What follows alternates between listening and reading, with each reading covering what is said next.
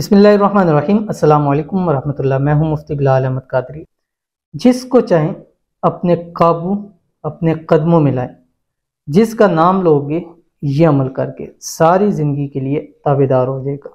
और आप समझ रहे हैं कि बिल्कुल मामला ख़त्म हो चुका है, चाहे सालों गुजर जाएं, ये वाला अमल करें, आपकी सोई हुई मोहब्बत दोबारा से इंशाअल्लाह जाग जाएगी। और इतना आपको फिर महबूब की तरफ से मिलेगा कि सारी ज़िंदगी के लिए वो आपका हमेशा के लिए समझे कि मुरीद हो जाएगा।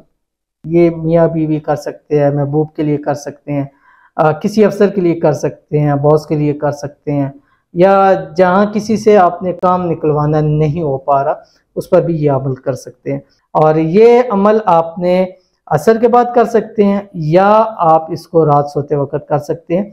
और 11 से 12 के टाइम, 12 से बाद नहीं करना, 12 से पहले पहले करना है। और अव्वल आखिर आपने एक तस्बीह पढ़नी है, दुरूद शरीफ की पूरी एक तस्बीह पढ़नी है, और कोई सा भी दुरूद शरीफ पढ़ सकते हैं।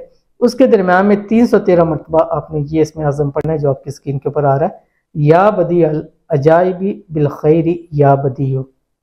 पढ़ें।